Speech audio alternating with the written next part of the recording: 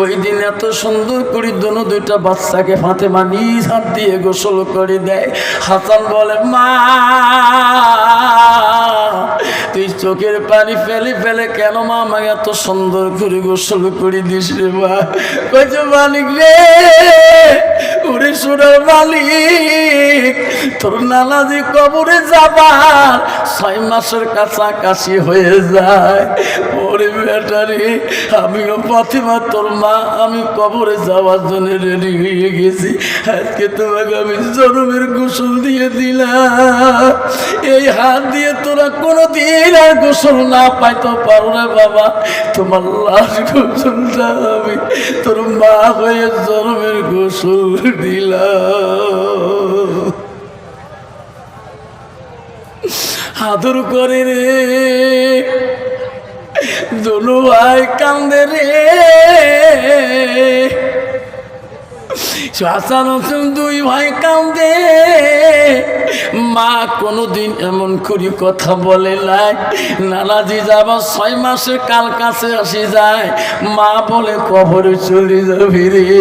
দোনো ভাই নেই বিলেই করে কান্দে। হযরত আলী বাড়িতে ছিল না। কিছুক্ষণ পর হযরত আলী বাড়ির মুখে আসলেন।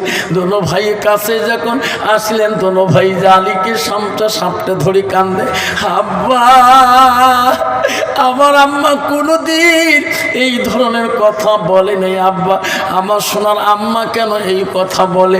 ওই যে সোনা কি বলছে তোর আম্মা, আমাকে বলো না। আব্বা গো, নানাজি যাবার কবরে 6 মাসের কাছাকাছি হয়ে যায়। আম্মা বলে কবরে চলে যাবে, আর দুনিয়াতে বলে থাকতে চায় না। আব্বা গো, আমাকে দোনো ভাই আজকে আমার মাম্মা এত সুন্দর করে গোসল করে দিয়ে বলে, সোনা দোনো ভাই আমার কাছে আসরে বাবা, আজকে আদর করিনি। আমি যেদিন কবরে চলে যাবো রে ব্যথা, আমার আদর জনমি আর পাভালা। হাসান হোসেন কাঁদতেছে। দোনো ভাইয়ের চোখের পানি দেখিয়ে হযরত আলী চোখের পানি মুছে দিয়ে বলে, মানে কান্দেন না রে সোনা, আমি তোর মা আমি সুন্দর করে বুঝাবো, তোমরা কান্দেন না, কান্দেন না। হযরত আলী ঘরের ভিতরে যায় ফাতেমাকে গার করে বুঝি মিষ্টি মিষ্টি সুরে বলে, বিবি রে, আজকে কেন আমার সোনা দুইটা তুমি এই কথা বলছো? হযরত ফাতেমা বলছে, স্বামী গো, আমি স্বপ্নে দেখছিলাম, আমি বলছিলাম আব্বা আমি চলে যাব, আমি তোমার মায়া সারা দুনিয়া থাকতে পারি না। ও গো স্বামী, আপনাকে বলিয়ে যায় আর জীবনে বলার সুযোগ হয় কিনা গো স্বামী, আজকে রাতে যদি আমি ফাতেমা ইন্তেকাল হয়ে যাই, স্বামী গো আমাকে কোনোদিনও দিনের মধ্যে আপনি জানাজার দিবেন না, কোনো মানুষ যাতে আমার মৃত্যুর সংবাদ যাতে জানে না। হযরত আলী বলছে, ফাতেমা রে,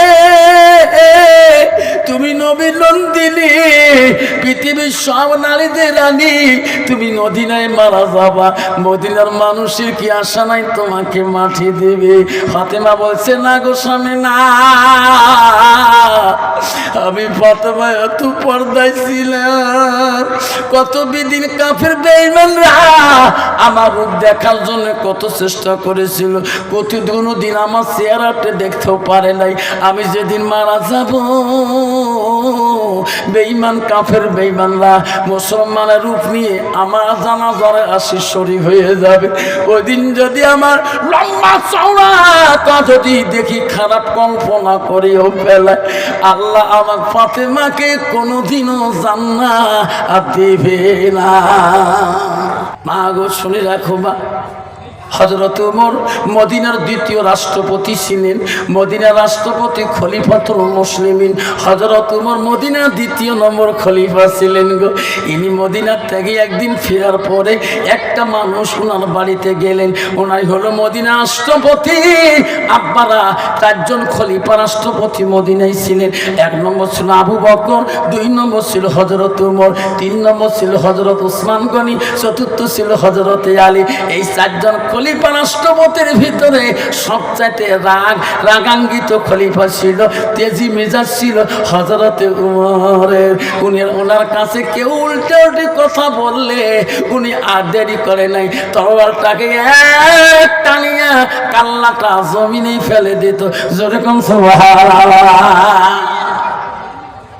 এত রাগ ছিল না, এত মেজাজ ছিল না। ওনার কাছে একটা মানুষই বেরিয়ে রাখতেছে, আমাকে কিছু দান করো, আমি একজন মুসাফির। হযরত ওমর মুসাফির ফকির মিসকিনকে দান করা ভালোবাসছেন। যেরকম সুবহানাল্লাহ। হযরত ওমর বলো, কে আমার বাড়িতে সওয়াল করছে, আমি নিজ হাত দিয়ে আমি দান করব। হযরত ওমর বাইরে চলে গেলে দান করা চললে সোয়ালের কাছে দান করলেন নিজ হাত দিয়ে। দেখে ফকিরের পিছনে একটা বাচ্চা। হযরত এমনি রাগে বেশি, কয়েছে এই ফকির এত বেয়াদব কেন, কেন খলিফা বাচ্চাটা নিয়ে তুমি কেন ভিক্ষা করো, এই বাচ্চাটাকে কেন তুমি অভ্যাস বানাও? এই ফকির, ভবিষ্যৎ যদি কোনোদিন বেঁচে থাকিস, এই বাচ্চা নিয়ে যদি কোনো বাড়িতে ভিক্ষা করিস, আমি হযরত ওমর তোকে দুনিয়াতে বাঁচে রাখবো না। ফকির বলতে খলিফা, আমি বাচ্চাটাকে নিয়ে কারো বাড়িতে জীবনে যাই নেই। দেখছেন না, দোয়া করে দেই, বাধ্য না, দোয়া করে দেব। বেয়াদব পয়সা নাইলে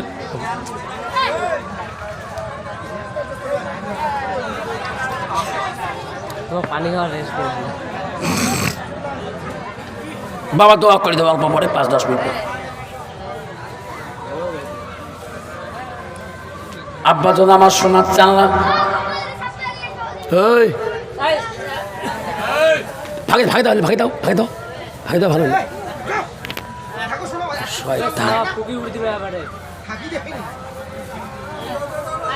আব্বা যদি আমার শোনার চান, চল ভাগে দাও, ভাগে দাও। আব্বা আমার শোনাচ্ছে না। এই বাচ্চারা হবে একটা বাবা মুশকিল সমস্যা। এই বাচ্চারা সামনে বসে রাখলে মাদুদ বসবেন, এদি ঢুকেবেন, এদি ঢুকেবেন, তাহলে শয়তানরা মাদুদ যে 5 ভাগে গুতে, শয়তান মাদুদ যা লাগ ভেলকি লাগ সবাটার মাথায় লাগ, এই জ্বালায় গোটায় সমাজ ভাঙ। শয়তানকে বোঝা বড় কঠিন বাবা, শয়তানকে চেনা বড় কঠিন। শয়তান একদিন যাবা নাকছে রাস্তা দিয়ে, শোনো ইতিহাসকে চাকেন, শয়তান গেতে গেতে রাস্তা দিয়ে যায়। এমন সময় একদম আল্লাহর ওলি দেখা হয়, তার নাম ছিল হযরতে আতা রহমাতুল্লাহ। যেরকম সুবহানাল্লাহ। শয়তান দেখিয়া আতা রহমাতুল্লাহ বললেন, শয়তান রে কোঠে যাস? শয়তান ইবলিস কইছে, তুইও মুখ শয়তান কই? কইতে শয়তান মাছ দেখি। কইছে হুজুর তোমরা কোঠে যান? কই আমি একটু সফরে যাই। আতা রহমাতুল্লাহ বলছে, শয়তান তুই কোঠে যাস? শয়তান কইছে, ও হুজুর আমি একটু দোস্তর বাড়ি যাই। তোর কি দোস্ত কাই? কলে এই দেশের বাদশা হলো মোর দোস্ত, আর রানী হলো মোর দোস্তানি। হুজুর তোমরা অল্পটুক দাঁড়ান, হুজুর যান না, মুই খালি দোস্তর সাথে দেখা করি চলি আসি। খুব মন দিয়ে শুনলেন। শয়তান আস্তে করে গেলেন, রাজবাড়ির যে ঢুকলেন, বাদশা বিচার মহলে গেছে। রানী এবং দাসী রান্না তুলে দিয়েছে, রাজভোগখানা রান্না। শয়তান আস্তে করে যে বাদশার ঘরে, যে ঘরে বাদশা আরামাইশ করে, দিনে কয়েকবার আয়না খেন তাকিয়া দেখে কেমন করে সাজে। ওই আয়নার মাথার মধ্যে একনা শয়তান মধু মাখি দিয়ে ওই ঘরের দরজা নুকি আছে গো। মধু দেখিয়ে পিকড়িয়া টান সবার পাইলে আস্তে আস্তে আস্তে আস্তে লাইন শুরু হয়ে গেল। পিকড়িয়া দেখিয়ে হায় রে সেটি কয় রে এত পিকড়ে খেয়ে এই জল ধরিয়া ধরলে চিটকিনি করে আমার টিক টিক কি করে করে এই চিট কি করি এত খাওয়া পাইলাম রে। ওমরা সে যখন পিঁপড়ে খায় এমন সময় বিলেই যে ঘর ঢোকে, বিলেই কই রে মোর আহার আসে গেছে রে, ইমরা মোর খানা কেন খাবে? বিলেই মনে মনে কয় ইয়ে ধরা লাগবে বাবা। বাবা বিলেই কোনো ভস করি স্বীকার করে না। প্রমাণ কি হুজুর দেখান তো, ওয়ালে পুল যদি দেন বাবা, ওখানে যদি এঁদুর খাল দিয়েছে বিলেই নেড়ু টুডু নিয়ে এমন করে থাকে কতখানে বিড়ে ধরে ধরে করে দেখলাম ঠিক বিলেই খালি জিত করি আছে ওই আলেনার কাছে। কিন্তু যেটিতে যখন খায় এ পাকে ও খাওয়াই নড়ে, বিলেই কয় মোর পজিশন তো নষ্ট হয়ে যায়। যখন চেষ্টা করুন লাফার জন্য তখন উইও নড়ি যায়। বিলেই দেখে নেই আট পাকে একটা আয়না আছে, বিলেই যে এই মুখ হয়েছে ওই বিলেইকে ওটা ইউ আসছে কেড়ে উইও হুনে আসেন লাগে এই বেতে পজিশন ছাড়া মারণ ঝাপ সে ঝাপ মারছে বাপ উইয়ে সবে উইন দেখি মারছে ঝাপ। যেটি ওই ধরে না ধরিয়ে আয়না ভাঙি গুড় মুড়ি মাটিতে পড়ে গেছে। রানী বলে দাসী মহারাজ আসমহল থেকে চলে আসবে, বাদশার ঘরে দেখো তো এত সাউন্ড হলো কেন? আমি রান্নায় আছি, তুমি যাও দাসী। দাসী গেলেন ঘরে, বাদশা রাজভোগ ঘরে। এই সৌন্দর্য ঘরের ভিতরে যা দেখে, হায় রে রানী দেখে রে যে বাদশা দিনে কয়বার মুখটা দেখে, সে আয়না ড্রেসিং আয়না ভঙি চুরি পরিয়েছে। রানী ঠস লাগি গেল, আল্লাহ বাদশা যে রাগি গো কেমন করি জবাব দেব রে। ওই সময় বাদশা দাসী ওই ঘরের মধ্যে আর উত্তর দেয় না। রানী মা ডাকে দাসী রে, দাসী রে আয় আমাকে খবর দে রে, আমার রাস্তার ঘরের মধ্যে কি হয়ে গেল। দাসী আর আসে না, আর দাসী ঘরেও পাকঘরও যায় না। রানী করে দাসী আসি না কেরে। রানী রান্না ওখানে থুয়ে আসি বাদশার ঘরে ঢুকি দেখে দাসী টলটলা লাগি দাঁড়িয়ে আছে, খাই জল জল করি দেখে, মনে করছে দাসী বোঝা আয়না ভাঙি ফেলাইছে। আল্লাহ আমার বাদশা মহারাজের রাগ, আমি কেমন করি জবাব দেব। দাসী দেখছে বাদশার তরোয়ালটা শীতেনে থুয়ে গেছে। দাসী তরোয়াল কেন তুলিয়ে এমন জোরে দাসীর কাল্লায় মারিল করি স্যাত করি কাল্লা ফেলে দিন দুখণ্ড। শয়তান জিত করিয়াছে। কিছুক্ষণ পরে বাদশা আসিলেন। বাদশা ঘরের মধ্যে যে দেখে দাসীর কাল্লা একটাই, মানুষটা একটাই, রানীর তরোয়াল নিয়ে রক্ত মাখা নিয়ে দাঁড়িয়ে আছে। বাদশা বলছে রানী বেঈমান, এই দাসী গরমের সময় ঠান্ডা পানি দেয়, ঠান্ডার সময় গরম পানি দেয়, এই আদরের দাসী তুই নষ্ট করলি রে বেঈমান রানী, তখন আমি রাখবো না। রানীর হাতে তরোয়ালটা নিয়ে কাল্লাটা রানী দুখণ্ড খেড়ি ফেলিয়া দিল। আর শয়তান আস্তে করে বিড়ি হুজুরের সামনে যে দাঁড়াইলেন। এ পাকে রাজবাড়ি কোলাহল শুরু হলো, মানুষ কুল হলো, রানী কুল হয়ে গেল, দাসী কুল হয়ে গেল। আতা রহমাতুল্লাহ বলে রে শয়তান তোর দোস্তুর বাড়িতে কানাকাটি কেন? বলে কে কাই মাটার হইল? বলে মোর কোনটা দোষ দেখছেন? তা মোর কোনটা হুজুর দোষ? বলে কে মারার যে হল তুই যে গেলু তো দোস্ত, মোর কোনটা দোষ? মুই এক না মধুর ফুটা দিছ, তুই কে ওখানে আসলো তুই পিঁপড়ে, তুই পিঁপড়ে খাস কা বাধা নাই, তোর মধু মিষ্টি বেশি লাগে।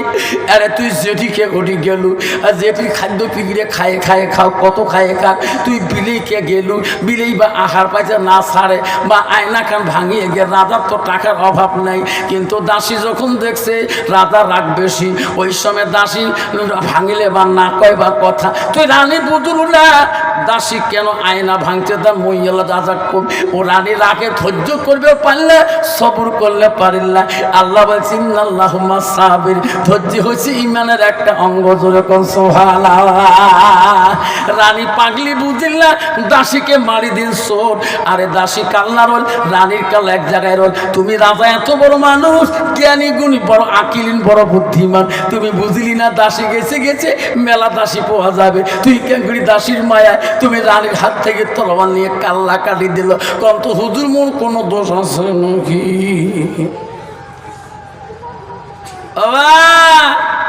এই বাচ্চা করে এক শয়তান, কথাটা বুঝছে? তোমার সমাজকে নষ্ট করে দিবে। শয়তান ফোঁটা দিয়ে তুলে উঠিব না। খলিফা মুসলিমিন হযরত উমর ফকিরকে জবাব দিলে, আই ফকির, কোনদিন আর রাই বাচ্চাকে নিয়ে ভিক্ষা করিস না। ফকি চোখের পানি ফেলে কান্দে মহারাজ এই বাচ্চা নিয়ে আমি কোনোদিন কারো বাড়ি ভিক্ষা করতে যাই না মহারাজ, আজকে আমি সর্বপ্রথম তোমার কাছে আসিলাম গো, আমাকে এমন ধমক দিলেন গো খলিফা। এই বাচ্চাটার খবর আপনি কি জানেন? কয় না। ওগো মহারাজ, এই বাচ্চাটা আল্লাহ 1 বছর পর্যন্ত কবরের ভিতরে আল্লাহ জিন্দা রাখছে। যেরকম সুবহানাল্লাহ। মহারাজ, এই বাচ্চাটা আল্লাহ কবরের ভিতরে 1 বছর জিন্দা রাখছে। আমি কবর খুঁড়ি বাচ্চাটা পাছিলাম গো মহারাজ। এই বাচ্চাটা নিয়ে কারো বাড়ি কোনোদিন যাই নাই, আপনার বাড়িতে সর্বপ্রথম আমি আসলাম। আপনি আমাকে ধমক দিলেন কেন মহারাজ? খলিফা মুসলিমিন বলছে, ফকির রে, আমার জীবনে শুনি নাই মানুষ কবরে জোর পরে জিন্দা থাকে। ফকির আমাকে শোনাবি কি, তুই কেমন করি বাচ্চাটা কবরের মধ্যে জিন্দা পালি? ও ফকির রে, আমি খলিফা ওমর বড় খুশি হয়ে যাও। চামচার বন্ধু, কেউ যাবেন না, আপনারা শুনতে পারেন বাচ্চাটা কবরের মধ্যে 1 বছর কেমন করে জিন্দা রলেন, ওই কবরের ভিতরে ওই কবরস্থানে কেমন করে বাচ্চাটা আল্লাহ জিন্দা রাখেন। আপনারা না শুনি কে কে যাবেন না হাত তুলি দেখান। তাকবীর লাগা না তাকবীর। আমারা বাবা কষ্ট হয়? আমার মা বোনেরা, ও সামটার মা বোনেরা, দুপুরপাড়ের মা বোনেরা, বড়াইতলার মা বোনেরা, মা ছাপ ডিভিশন তুফানগঞ্জের মা বোনেরা, দিল দিয়ে শুনিয়ে রাখে রে মা, জীবনটা নষ্ট করিস না রে মা, এত সুন্দর দেহ নিয়ে তোর কবরে যেতে হবে। মা, বিশ্ব নবী রাসূলুল্লাহ হাদরের কলিজা হযরতে ফাতেমা বাড়িতে বসে আছে, রিমঝিম করি চোখের পানি ফেলে কাঁদতেছে। এমন সময় ফাতেমা হাসান হোসেনকে ডাক মারে, বাবা আয় রে বাবা, দোনো ভাই আমার কাছে আয়। দোনো ভাইকে নবীর বেটি ফাতেমা হাতের কাছে নিয়ে আদর করে যত্ন করে। হায় রে, কইছে বাবা আসো দোনো ভাইকে আমি তোমাদেরকে সুন্দর করে গোসল করিয়ে দেই। ওই দিন এত সুন্দর করে দোনো দুইটা বাচ্চাকে ফাতেমা নিজ হাত দিয়ে গোসল করে দেয়। হাসান বলে, মা তুই চোখের পানি ফেলে ফেলে কেন মা আমাকে এত সুন্দর করে গোসল করে দিস রে মা? কইছে, মালিক রে, ওরে সোনার মালিক, তোর নানাজি কবরে যাবার 6 মাসের কাছাকাছি হয়ে যায়। ওরে বেটারে, আমিও ফাতেমা তোর মা, আমি কবরে যাওয়ার জন্য রেডি হয়ে গেছি। আজকে তোমাকে আমি জনমের গোসল দিয়ে দিলাম। এই হাত দিয়ে তোরা কোনোদিন আর গোসল না পাইতে পারো না বাবা। তোমার লাশ গোসলটা আমি তোর মা হয়ে জনমের গোসল দিলাম। আদর করে রে দোনো ভাই কান্দে রে। হাসান হোসেন 2 ভাই কান্দে। মা কোনোদিন এমন করে কথা বলে নাই। নানাজি যাবার 6 মাসের কাল কাছে আসি যায়, মা বলে কবরে চলে যাবি রে। দোনো ভাই নেই বিলেই করি কান্দে। হযরত আলী বাড়িতে ছিল না, কিছুক্ষণ পর হযরত আলী বাড়ির মুখে আসলেন। দোনো ভাইয়ের কাছে যখন আসলেন, দোনো ভাই আলীকে সামটা ধরে কান্দে, আব্বা আমার আম্মা কোনোদিন এই ধরনের কথা বলে নাই। আব্বা, আমার সোনার আম্মা কেন এই কথা বলে? ওই যে সোনা কি বলছে তোর আম্মা, আমাকে বলো না। আব্বা গো, নানাজি যাবার কবরে 6 মাসের কাছাকাছি হয়ে যায়। আম্মা বলে কবরে চলে যাবে, আর দুনিয়াতে বলে থাকতে চায় না। আব্বা গো, আমাকে দোনো ভাই আজকে আমার মাম্মা এত সুন্দর করে গোসল করে দিয়ে বলে, সোনা দোনো ভাই আমার কাছে আসরে বাবা, আজকে আদর করিনি, আমি যেদিন কবরে চলে যাবো রে ব্যথা, আমার আদর জনমি আর পাভালা। আমারে যার মা মারা গেছে, যার মা আদর করি, যার যে ছেলেটা 15 থেকে 16 বছর বয়সে 12 বছর বয়সে মার আদর পাইছে, কোনো কারণে মা যদি মারা গেছে, ওই ছেলেটা মার মরণের কথা খেয়াল করে দিলে ছেলেটার কলিজাটা পানি যায়, ছেলেটা হুক করে রাস্তা পথে কান্দে, যেরকম ঠিক না বেঠি। ওই ছেলেটা বারবার করবি রে, আমি হাসপাতালের দরজায় দাঁড়িয়েছিলাম, আমি আমার মাকে টানি টানি আমার মাকে আমি দোকানে বসাইছিলাম, চার দোকানে নিয়েছিলাম, আমার মাকে ডাক্তারের কাছে আমি নিয়েছিলাম, আজকে শোনা মা আমার দুনিয়ায় নাই। ছেলেটা যত ওই রুগী দেখবে, ওই মার মতন বয়সের নারী দেখবে, আর ছেলেটা হাসপাতালের দরজায় কোনোদিন গেলে ওই চোখের পানি ফেলে ফেলে ছেলেটা কাঁদবে। হাসান হোসেন কাঁদতেছে, দোনো ভাইয়ের চোখের পানি দেখিয়ে হযরত আলী চোখের পানি মুছে দিয়ে বলে, মানে কান্দে না রে সোনা, আমি তোর মা আমি সুন্দর করে বুঝাবো, তোমরা কান্দেন না, কান্দেন না। হযরত আলী ঘরের ভিতরে যায় ফাতেমাকে গার করে বুঝি মিষ্টি মিষ্টি সুরে বলে, বিবি রে, আজকে কেন আমার সোনা দুইটা তুমি এই কথা বলছো? হযরতে ফাতেমা বলছে, স্বামী গো, আমি স্বপ্নে দেখছিলাম, আমি বলছিলাম আব্বা আমি চলে যাব, আমি তোমার মায়া সারা দুনিয়া থাকতে পারি না। ওগো স্বামী, আপনাকে বলিয়ে যাই, আর জীবনে বলার সুযোগ হয় কিনা গো স্বামী, আজকে রাতে যদি আমি ফাতেমা ইন্তেকাল হয়ে যাই, স্বামী গো, আমাকে কোনোদিনও দিনের মধ্যে আপনি জানাজার দিবেন না, কোনো মানুষ যাতে আমার মৃত্যুর সংবাদ যাতে জানে না। হযরত আলী বলছে, ফাতেমা রে, তুমি নবী নন্দিনী, পৃথিবীর সব নারীদের রানী, তুমি মদিনায় মারা যাবা, মদিনার মানুষের কি আশা নাই তোমাকে মাটি দেবে? ফাতেমা বলছে, না গো স্বামী না, আমি ফাতেমা এত পর্দায় ছিলাম, কত বিদিন কাফের বেঈমানরা আমার রূপ দেখার জন্য কত চেষ্টা করেছিল, কোনোদিন আমার চেহারাটা দেখতেও পারে নাই। আমি যেদিন মারা যাব, বেঈমান কাফের বেঈমানরা মুসলমানের রূপ নিয়ে আমার জানাজারে আসি শরীক হয়ে যাবে। ওই দিন যদি আমার লম্বা চওড়া তা যদি দেখি খারাপ কল্পনা করেও ফেলে, আল্লাহ আমার ফাতেমাকে কোনোদিনও জান্নাত দেবে না। মা বোনেরা, আমরা আজকে আমি লম্বা চওড়ার কথা ফাতেমা বলে গেছে, আমি যদি কাফনের ভিতরে থাকি যাই, যদি বেঈমানরা খারাপ কল্পনা করিয়েও ফেলায় যে ফাতেমা এত ইঞ্চি লম্বা ছিল, আইডিয়ার এত ইঞ্চি চওড়া ছিল, যদি মনের মধ্যে খারাপ কল্পনা হয়, আল্লাহ কাল কিয়ামতের ময়দানে ফাতেমাকে এতটুকু পর্দার মূল্য আল্লাহ দিবে না।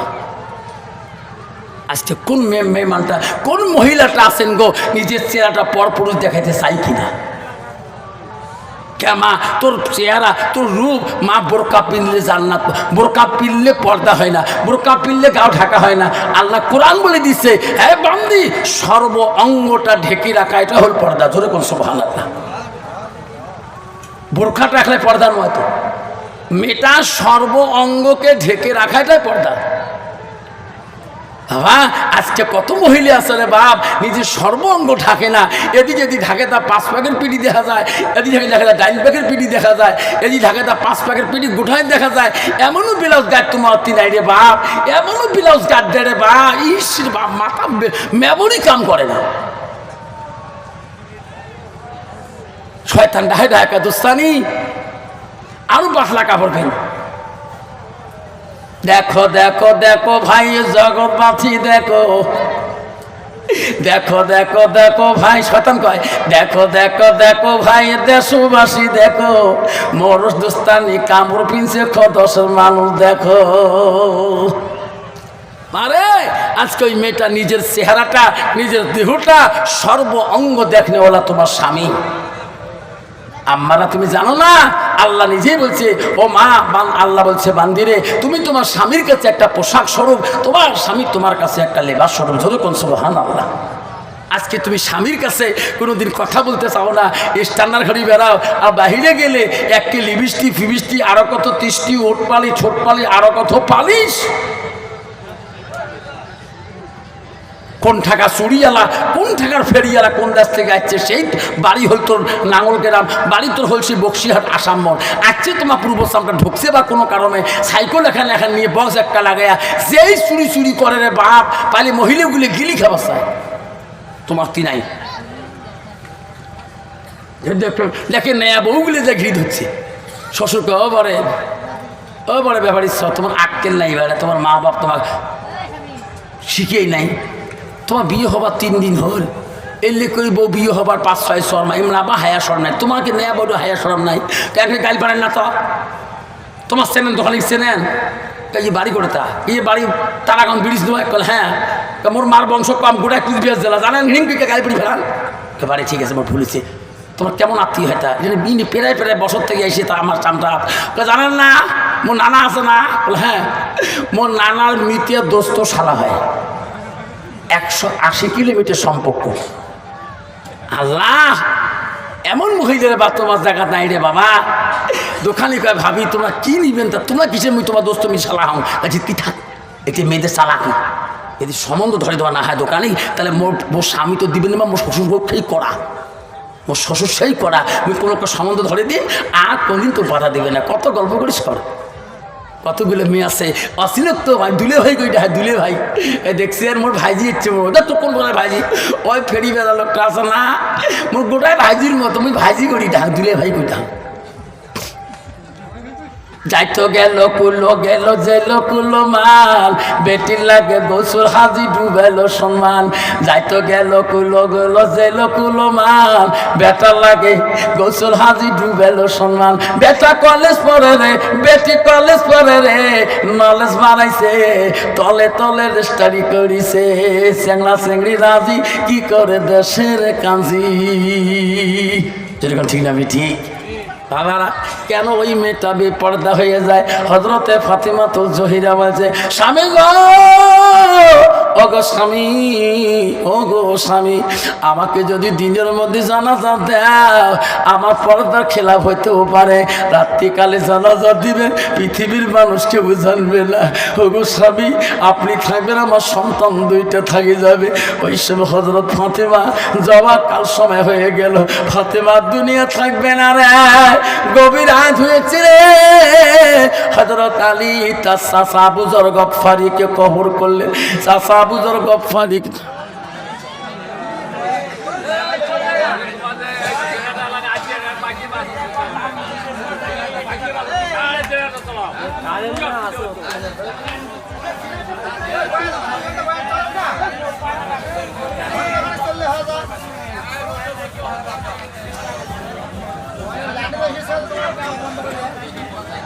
আব্বাজন শুনবো, শট করে দিয়ে দোয়া করে দিয়ে যান, আব্বা 10টা মিনিট শুনবেন, কি করে করুক বাবা আমার কভার মনে নেই, কিন্তু আমি যে জিনাটা আল্লাহকে বলে দিই, কমিটিকে বলে দিই, কোনোদিন আমাকে ডাকলে লাইনে আশা করবেন না, জিনাটার আশা করবেন।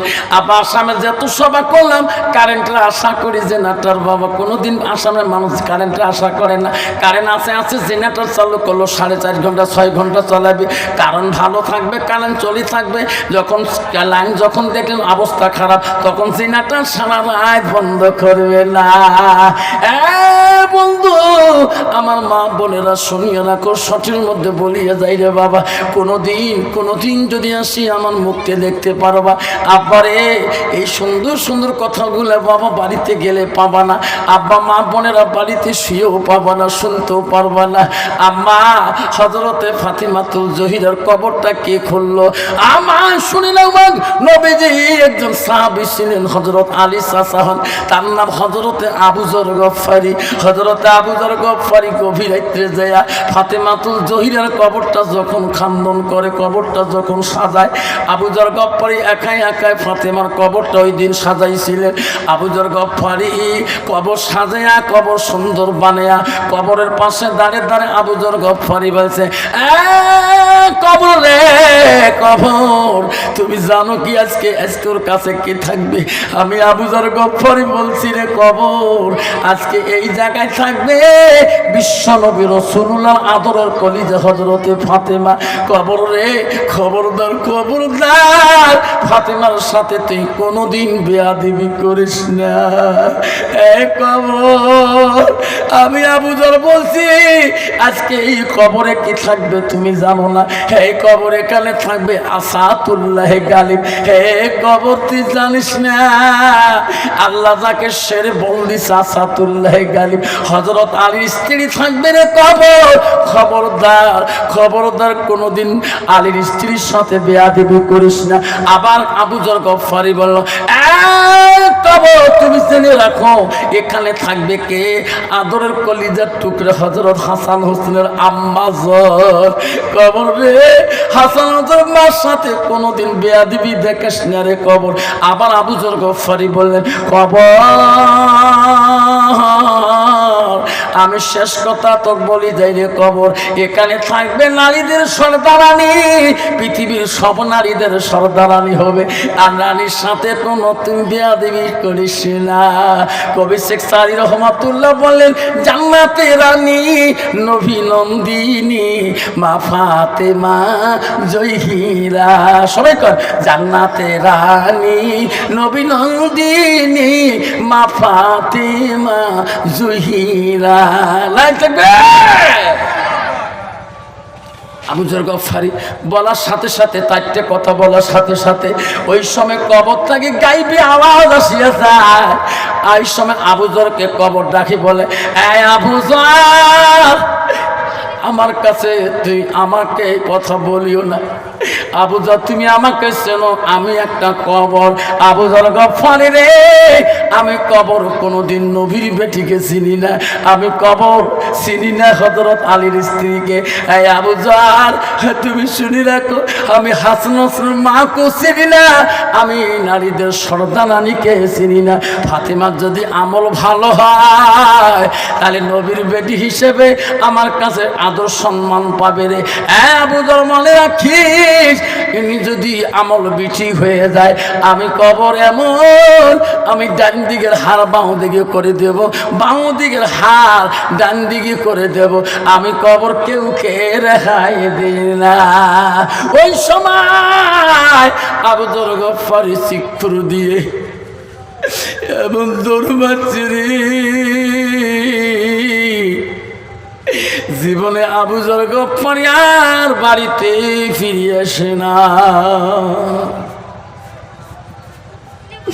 কবরের চিন্তা করতে করতে আবু যর গফফারি বুড়ে হয়ে গেছে রে। রাস্তাঘাটে চললে আবু যর কবরের কথা বললে কান্ত, চোখের পানি আর রাখতে পারতো না। শোনা চালানি আল্লাহ রসুল বলি যে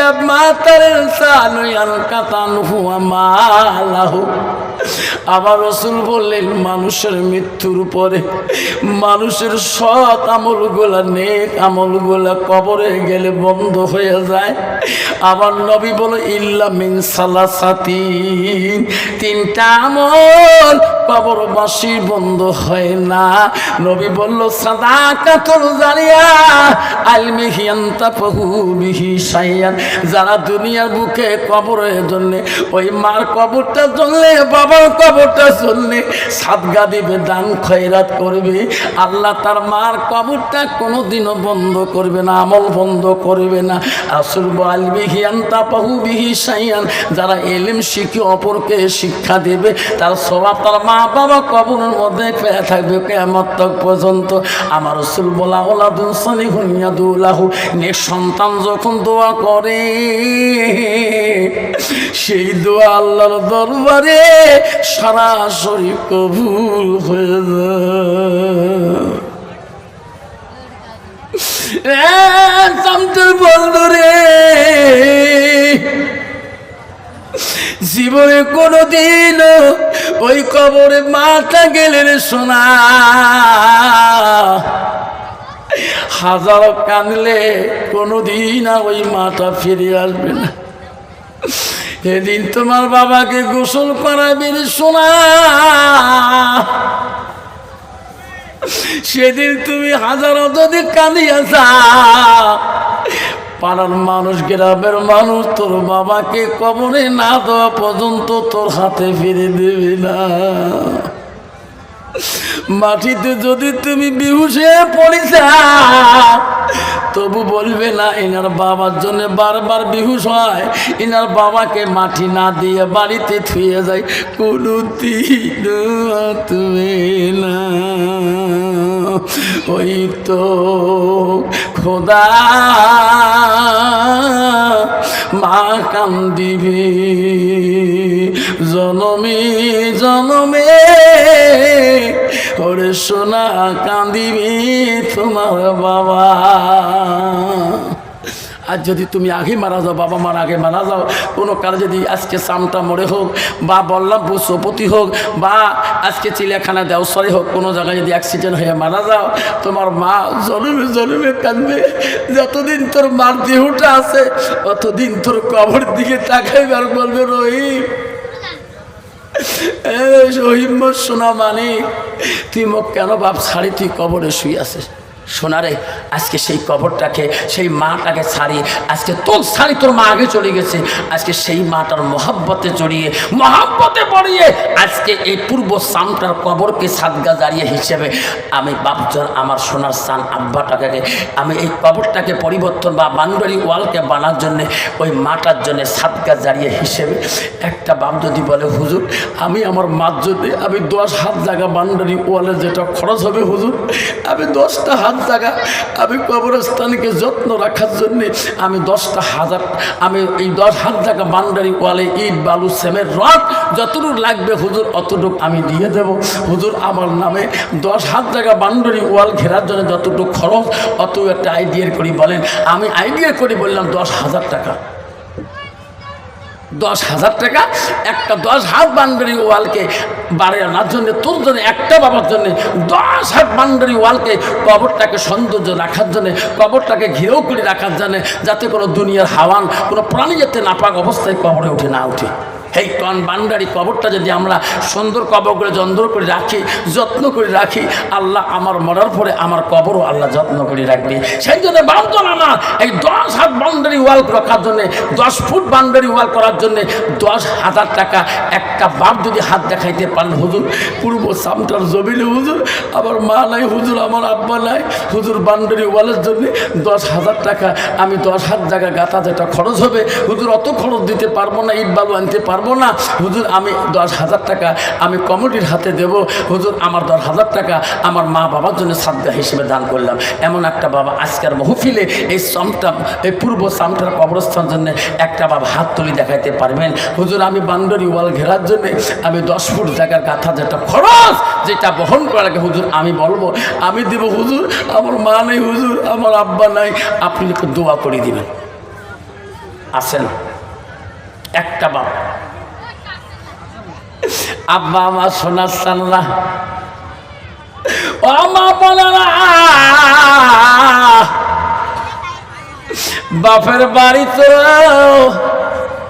ও মা কুচবিহার টাউনে তোমার বাপের বাড়ি দিনহাটা ওকরা বাড়ি নাজিরহাট শালমারা। আজকে তুমি মা স্বামীর বাড়িতে তুমি পূর্ব সামটা ব্যাপারী পাড়াচ্ছরে মা তোমার বাবার কবরটা নাজিরহাটে, তোর বাবার কবরটা বলরামপুরে, মা তোর মার কবরটা খোসাবাড়ি বামনহাটের মা আজকে চৌধুরীহাট ওকরা বাড়ি গিদাল দেয় মা। আজকে এখান থেকে তোর মার কবরটা স্মরণ করিয়া কান্দ কেন মা রে, একদিন তুমিও সামতার জমিনে শুয়ে থাকবি রে মা, তোর সন্তান তোর কথা বলি বলি কানবে মা। আমি 10টা হাত মা 10 ফুট জায়গা বান্ডারি ওয়াল ঘেরার জন্য যেটা খরচ হবে মা আমি অনুমানে বলি দিলাম মা 10 হাত যদি বান্ডারি ওয়াল যদি ঘিরেও যত্ন রাখতে পারো কবর তোর দ্বারায় আল্লাহ মা তোর কবরটাকে আল্লাহ যত্ন করে রাখবে যেরকম সুবহানাল্লাহ। আবার একটা বাপ যদি এলাকা ধনী গুণী মানি বাবা একটা বাপ যদি বলেন হুজুর গো আমার মা নেই হুজুর, আমার দাদু নেই হুজুর, নানা নাই হুজুর, জীবনে দাদির মুখ দেখি নাই, মার মুখে শুনছিলাম, দাদি বলে আমার কোলে নিয়েছিল। ওগো হুজুর আমি আমার দাদিমার জন্য আমি 10 ফুট পর্যন্ত আমি এই কবরস্থানে হুজুর কবরস্থানে বান্ডারি ওয়ালের খরচ আমি 10,000 টাকা দিয়ে দেব হুজুর, আমার জন্য আপনি 10টা মিনিট 1টা মিনিট দোয়া করে দেন। একটা বাপ যদি হাত দেখাইতে পারেন রে সোনা, কমিটির মধ্যে হোক, প্রেসিডেন্ট সেক্রেটারি হোক, আব্বা আমি দোয়া করে দেব, আল্লাহ তো কোনোদিন আল্লাহ দুনিয়াতে গজব দিবে না, মুসিবত দিবে না। আসো শুনতে থাকবেন। তারপর মদিনার রাষ্ট্রপতি হযরত উমর বাচ্চাটা কেমন করে কবরের মধ্যে পালো, ইতিহাসটা তফসির শুনে যাবেন।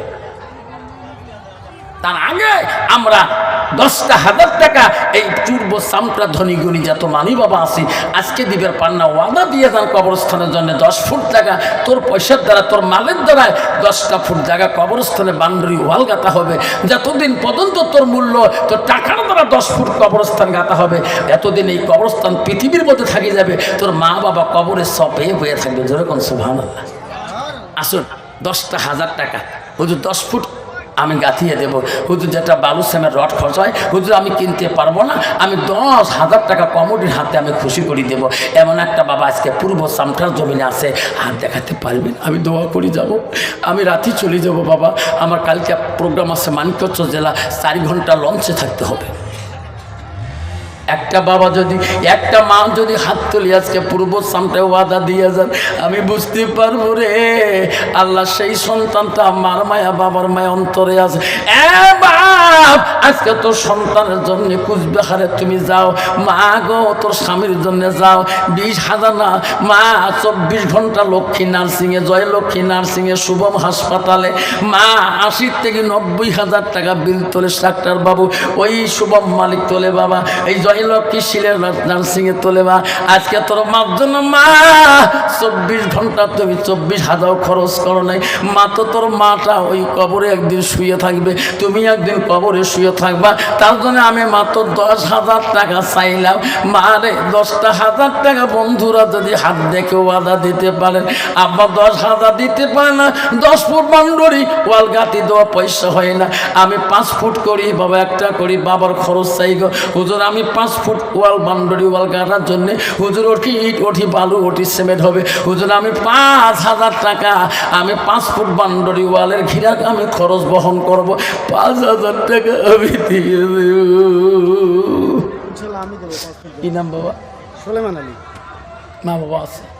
বাবা না, বাবা ওখানে আছে। হাল্লা দেখি রে তাকায়া তোর বাংলা সুলেমান আলী 5,000 টাকা বান্ডির ওয়ালের জন্যে দিবে মোলা, এই কবরস্থানের লাগি তার বাবা শুয়ে আছে মাওলা, এই কবরে পড়ি মাটা আছে জিন্দারে মৌলা, হায়া দিও বাড়ি। আল্লাহ সবাই হাত তোলেন। ওগো মৌলা ওগো আল্লাহ দেখরি তাকাইয়া সুলেমান আলী 5,000 টাকা দেয় মৌলা, এই কবরস্থানের বান্ডারি ওয়াল লাগিয়া নের মৌলা কফুল করিয়া লা ইলাহা ইল্লাল্লাহু মুহাম্মাদুর রাসূলুল্লাহ।